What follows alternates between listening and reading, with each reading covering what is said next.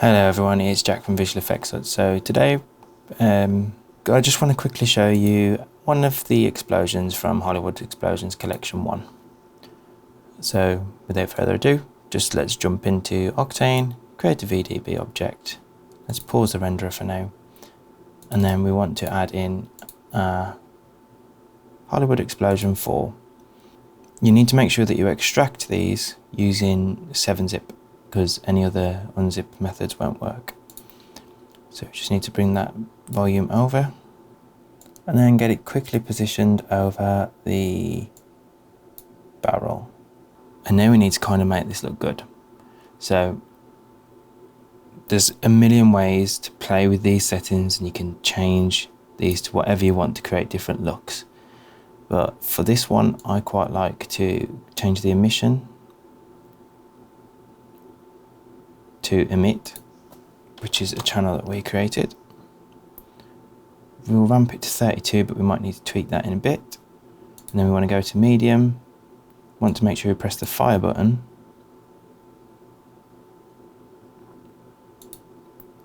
And then in the density, we want to change this to 500 with the step percentage of 25%.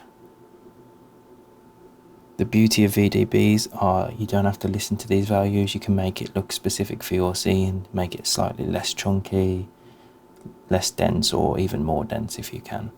Obviously, if you crank the density too much and you're quite close to the volume, then it's going to look a bit clunky. So then in texture emission, we just want to make this a little bit brighter. So let's go for 8 for now.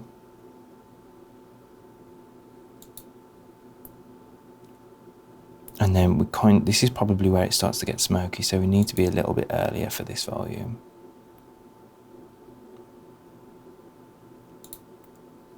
So we're going to probably change this to 2.5 for now. We're also going to make this less red, so we kind of want to be maybe there. So we'll get rid of that one. And then we'll make that one black. Again, we might need to tweak these in a bit. Let's see what's happening with our volume. Since I've pressed the fire button, I don't think it's registering it properly. So we'll just hit this again, just in case. Sometimes with Octane it's a bit clunky with volumes. Oh, it's still the same, cool. So I might actually just crank this up to maybe try 250 now, see if that's too much.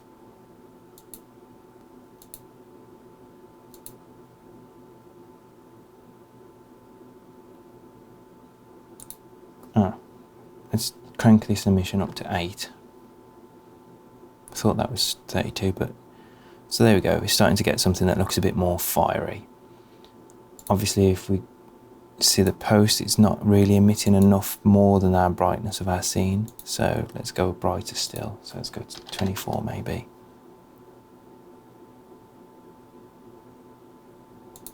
That's more like it.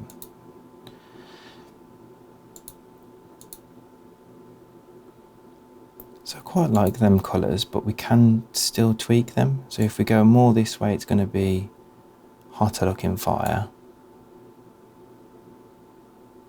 And if we go the opposite way, it's going to look a bit cooler and more red.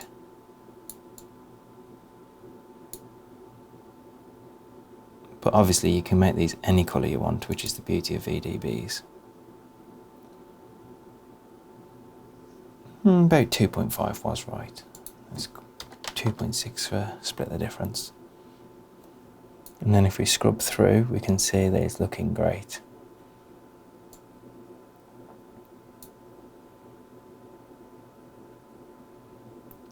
So obviously it depends on your lighting as well. So we've got harsh lighting coming in from one side, but we can start to tweak.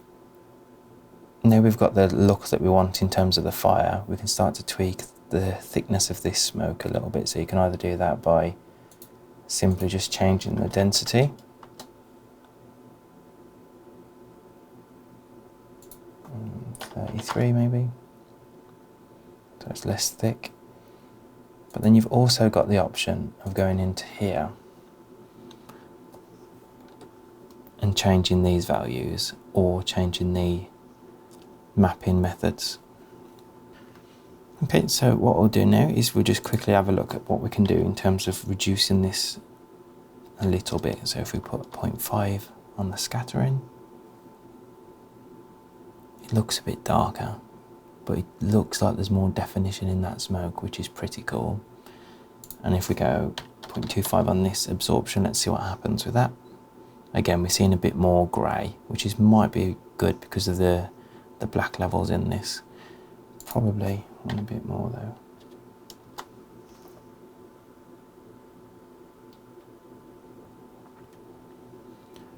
So that's looking pretty desirable. Now, in terms of balancing levels, a good thing to do, I find, is actually utilising this post volume. So if we go to cut off and we crank the bloom, ideally we want this to be brighter than anything else. So again, we can just crank this emission, but it will affect the colour obviously, but that does kind of look nice and juicy. And then that in combination with that post-processing volume would look quite nice. But yeah, because it's closer to the camera and it's an unexpected exposure adjustment, it probably would be brighter, so we need that to be brighter really than anything else. And as we get further up, it slowly changes and gets darker anyway, doesn't it?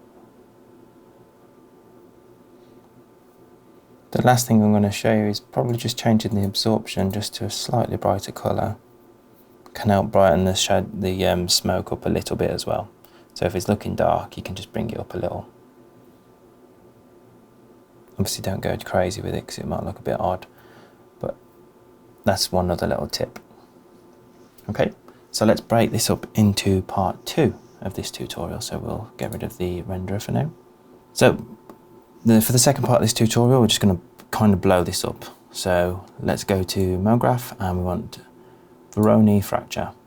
We're just going to put that in there and we can see that it's broken up into a few pieces for us already. We kind of want a few more. So if we just go down here, we can see the points amount is there's 20. So if we just put 88, we can see there's a few more chunks. It would probably break up more than this, but for simulation speed and also seeing the chunks, we'll just have it limited to 88. So then what I like to do next is just go into the tags, add a simulation tag, a rigid body, and then on this ground we just want to add a collider body. So if we play that now, we'll see it hit the ground. So we just need this to be a hollow object, so we just need to press Alt only. We don't want it to be chunky like rock. So that's already a nice starting point, but obviously they don't go anywhere. So my next bit of advice would be to turn back on the VDB volume, check when you kind of want to see stuff start to explode. Let's say frame 50. So what we'll do is we'll go to this rigid body simulation, and we'll go to basic, and we're going to go to frame 50, and we're going to press this little button, enable it, and then the frame before, we're going to turn it off. So that means nothing's going to happen until that point. Boom. So that's one of my quickest ways of doing it. There are better ways, but I quite like doing that. And then for the explosion, because VDBs cannot affect meshes, so we'll go for a sphere. And all we're going to do is put it inside at 50. We're going to go from there, and then probably by 63, we're going to extend the radius of this.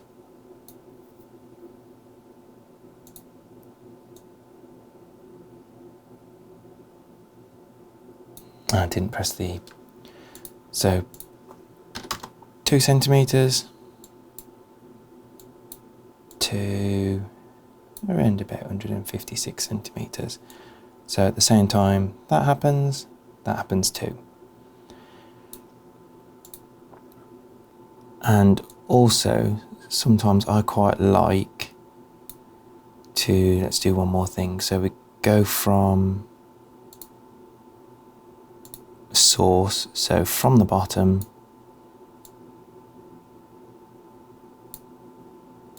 up as well.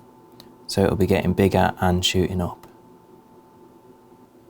So the last thing to do is on this sphere we need to add another collider.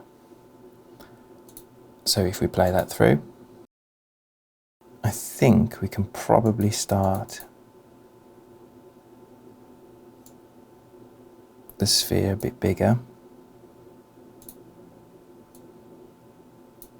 and more from the bottom to ensure that we bring everything up